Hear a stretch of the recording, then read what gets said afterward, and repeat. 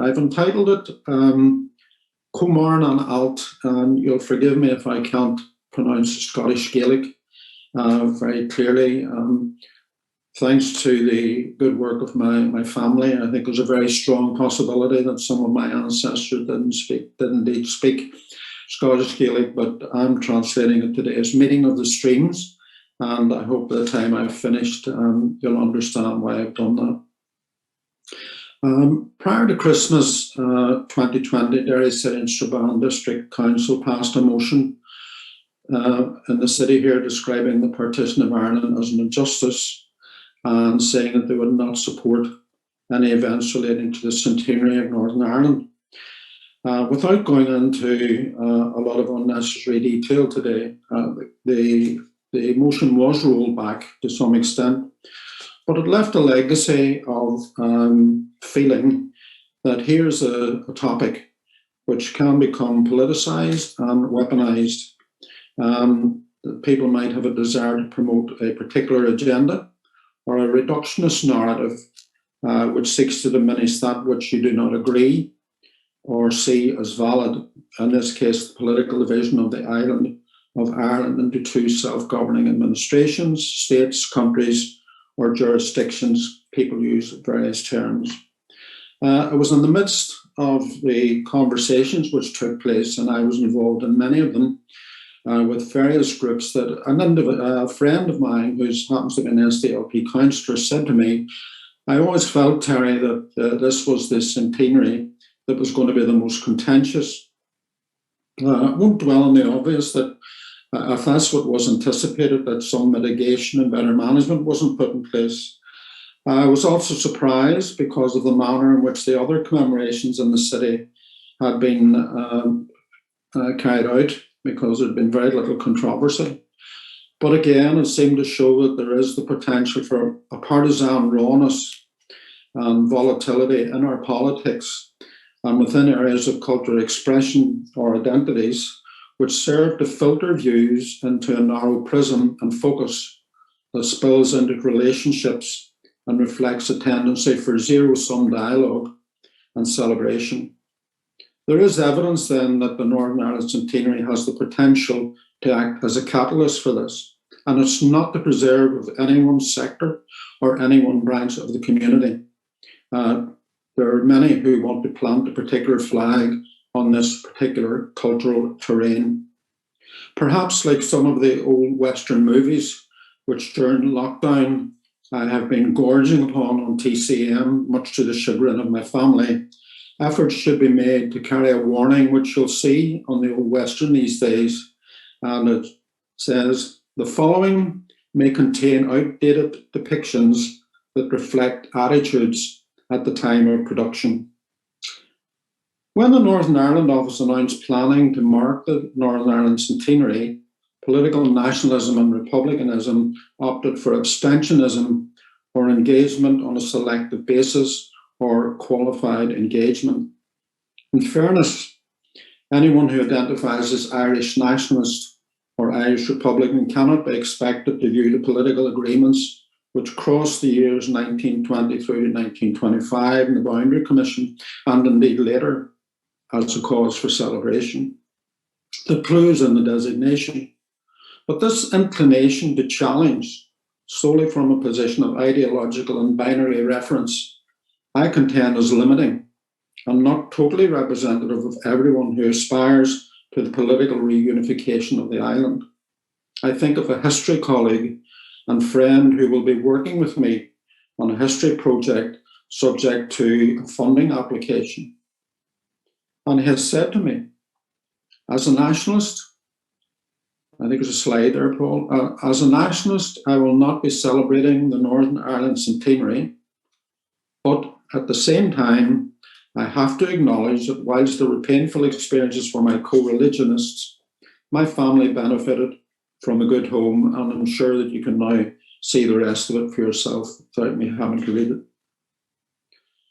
Following a very low-key launch by the Secretary of State, Brandon Lewis MP, there was something of a public spat when SDLP leader Colin Eastwood MP reacted robustly to the display of a portrait of the late Seamus Heaney, used presumably to recognise the achievements of someone who is celebrated as having made a major contribution to our blended culture and heritage, his poetry and writings being read widely and much appreciated in many homes, schools, and universities across the whole community. Indeed, I studied them for A-level and as an undergraduate. The response of the SDLP leader was reflective of a political and exclusive identity, which seemed to imply that Heaney's writings belong solely to a particular ethno-cultural group and therefore not to be recognised or celebrated on a community-wide basis. Colin described the use of Mr. Heaney's portrait as a cynical attempt to co-opt the image and reduce his work to a branding tool to promote that narrative about partition which he didn't subscribe to. In fact, in an interview, the late Seamus Heaney described his own identity as Ulster Irish or Irish Ulster, take it one way or another. And indeed, I regard my own identity and culture as fluid and hybrid. Without dwelling unduly on the episode, the words fell into the trap of our common tendency of failing to imagine the inner world, intellectual and emotional, of those who do not share our view. Was there any attempt to walk in another's shoes, never mind look under the skin to sense what is there? Rather, it's feeding a climate of disagreement, prone to stifle respectful discourse and reflection, encouraged and evidenced elsewhere. Like a repository that does not spill a drop but adds none, it acts as a gatekeeper and curator of interpretation. And it is by no means the full picture from those who embrace a nationalist future vision. Irish Minister for Defence and Foreign Affairs, Simon Coveney TD, speaking at Queen's on the day of the launch, commended marking the anniversary of the establishment of Northern Ireland as an opportunity to acknowledge, amongst other things, our common history, respect for diversity on both sides of the border, responsibility of political leaders to ensure hospitality for all narratives, to provide an ethical framework for memory, history, and forgiveness. His words echo those of Irish President Michael D. Higgins, who, in launching a series of conferences seeking to encapsulate meditation, reflection, consideration, and thought, called for a need to reflect on that tumultuous period years ago and what it means for us today. He talked about our shared past, being honest, authentic, and inclusive, healing the wounds of conflict, to shine a light on overlooked figures and events, as all of us with intersecting stories attempt to achieve a deeper, more balanced and inclusive perspective, and so on. A few days ago, Archbishop Eamon Martin urged politicians of all political parties to avoid using the Northern Ireland Centenary as an opportunity to snipe at each other from opposite corners, to try to recognise different perspectives and to bring to the conversation their own hurts, feelings of disappointment and frustration. Is there a willingness within pro-union groups to reciprocate and respond positively? The answer can be evidenced and delivered in a strategic, pluralist and inclusive commemoration which actually predates the words of the Secretary of State, Simon Coveney, President Higgins and the Archbishop.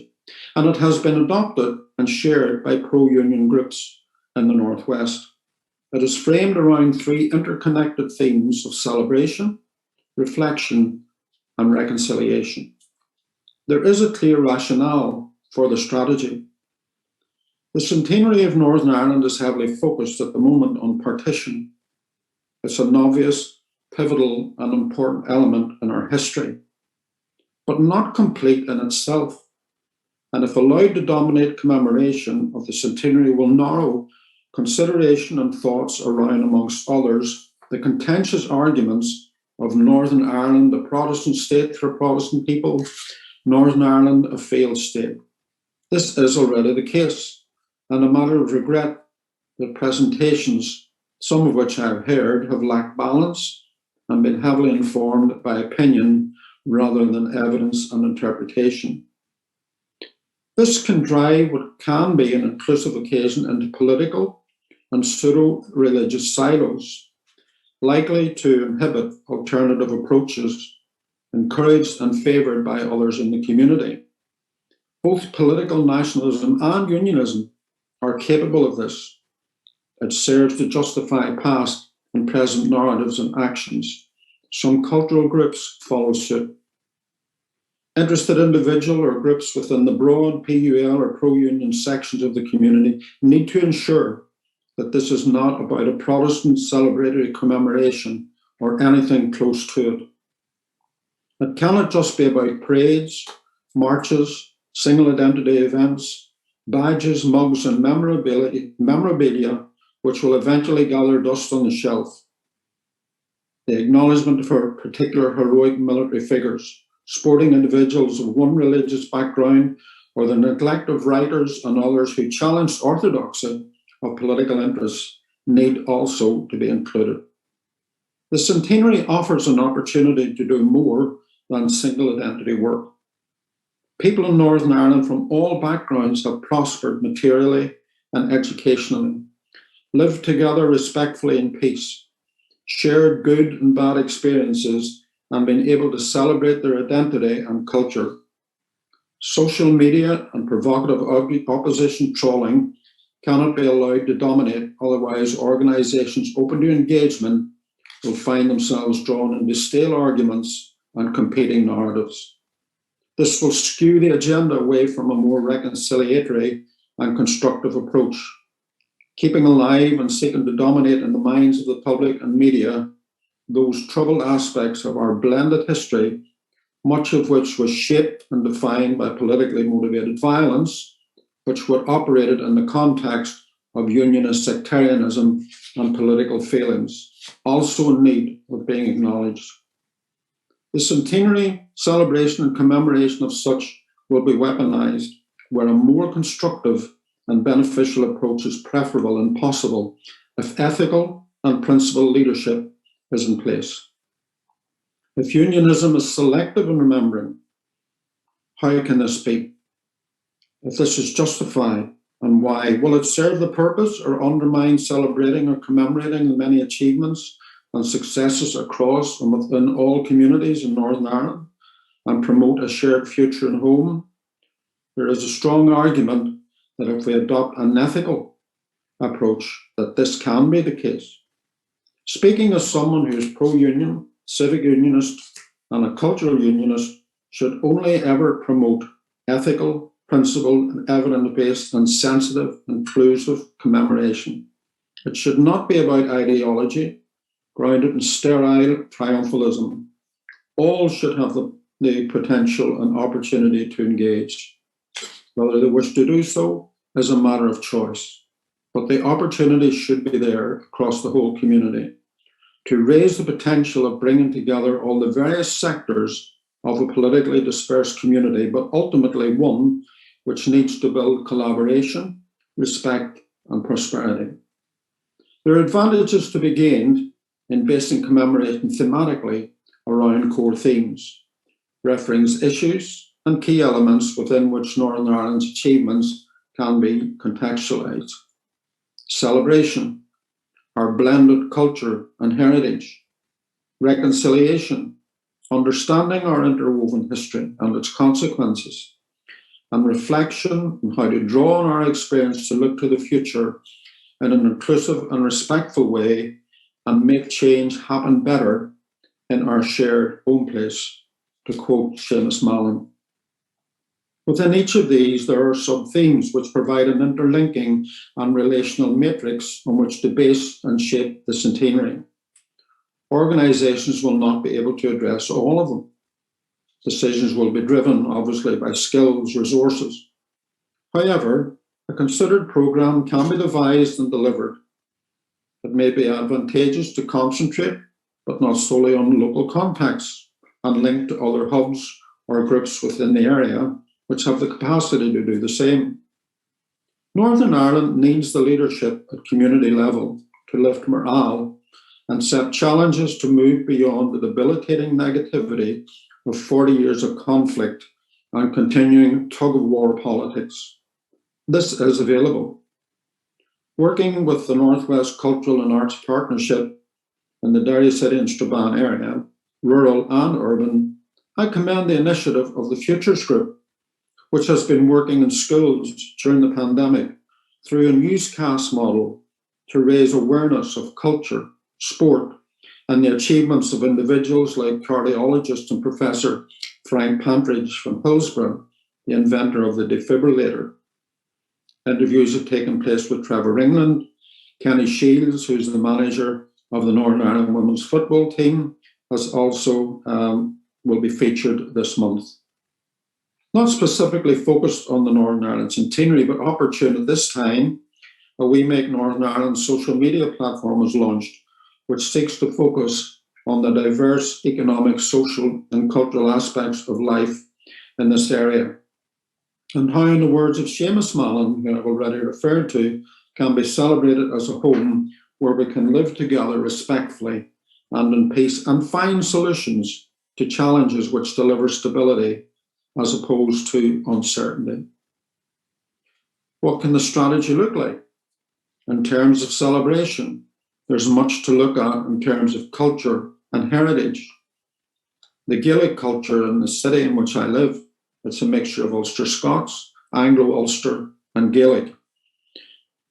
Even in my lifetime, various ethnicities have come to live in the city. I went to school with Muslim, Hindu, and Jewish children whose families still live here and have contributed in many different ways to the community which we all share. Heritage, obviously we can look at the changing role of women, the National Trust in our folk parks, and there are many ancient monuments to be explored by all of the community. Sometimes they're seen only as the preserve of one group. We can look at education, skills and learning at our universities and our training centres. The NHS speaks for itself and the welfare state. In sport, we can look at a whole range: football, cricket, Gaelic. And these days, Trevor Ringland and Hugo McNeil, who once wore the same jersey on Lansdowne Road as it was in their day, they run a programme of 3 halves, where children from different backgrounds play football, Gaelic football and rugby. It's depoliticising participation in and support for different sports. Science, technology and innovation. I've already alluded to the inventor of the defibrillator, and if we look what's happening in the Titanic quarter these days, our built environment, land and life in the countryside, and our food and drink. If you could see all of me today, you would realise that sometimes I've partaken more than I should have.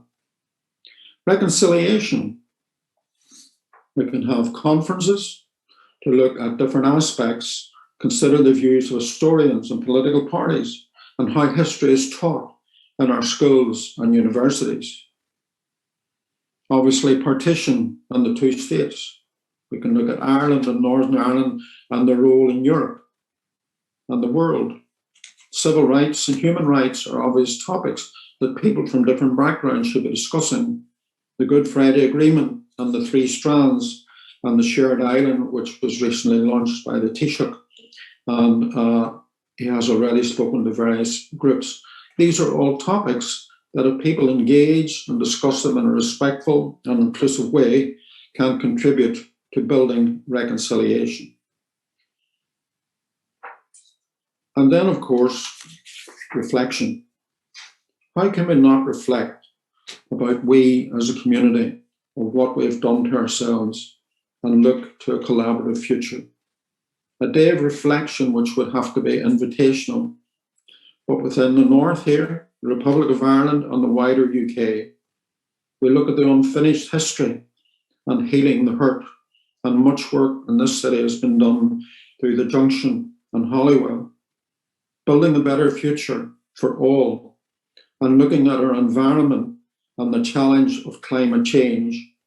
I recently partook in a shared island conference, which was looking at the challenge of climate change and biodiversity. And it is something which interests a lot of the younger generation. and which we should all be engaged in. It's green politics to which no orange person should have any objection. And what about the sorts of activities that can be explored? These are the sorts of things that I'm looking at with the Northwest Cultural Partnership.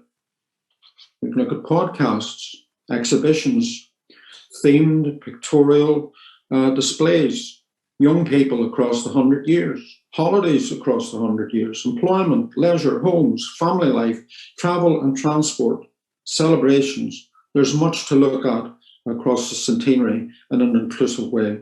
And what we will find, that there's much that unites people as much as divides them. Fashion across the 100 years.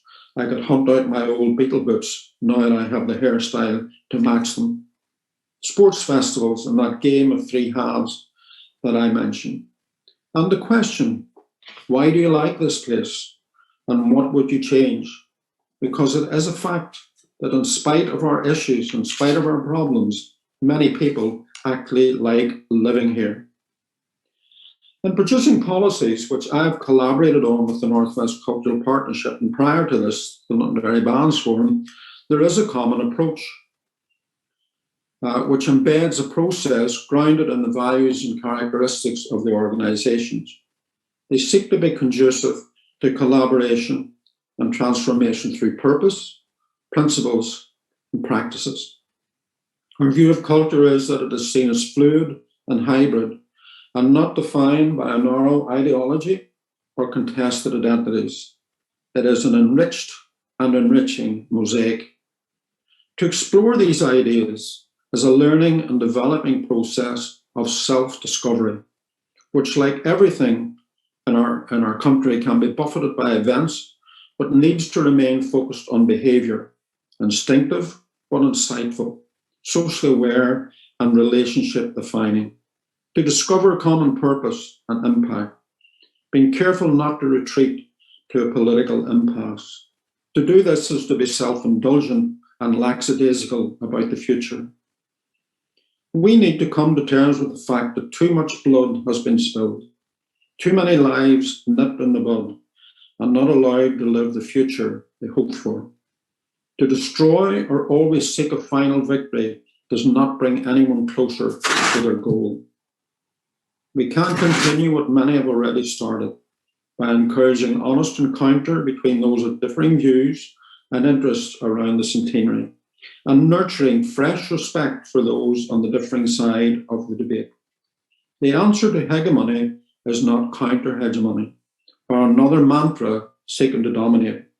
Showing doubt and a commitment to finding a preferable moral compass or direction finder to life can be a better expression of loyalty to your preferred future. I live in Derry, and I'm never far from the River Foyle. It has 8 tributaries, so the river is a meeting of different streams. There is the Scottish Gaelic term I attempted to pronounce earlier. It means meeting of the streams. Is there an analogy there for the North or Northern Ireland? We speak of a shared history, but it is more than this. It is blended, and like a river into which flows tributaries, becomes one. Sometimes flowing smoothly, sometimes driven by storms, with undercurrents which, if we do not exercise due caution, create an undertow to drag us underneath. If the centenary threatens to become such an undertow, I believe that there is a way and an imperative to avoid it and make our journey smoother, defining, and transformational. It is too easily forgotten and dismissed that prior to the outbreak of violence in the streets in the late 1960s, towns and rural areas were sites of community where people worked, socialised, and lived within and across diverse neighbourhoods. That was certainly my experience in this city. There was a sense of common humanity. It cannot be, nor should it be, beyond the abilities of civic society to renew trust, confidence, and the motivation to make Northern Ireland a home for all. Maybe in our approach to the centenary of partition, we can explore answers to questions that politics is yet to discover. Let's build hope and resilience together beyond imagined boundaries and broaden the scale of our ambition.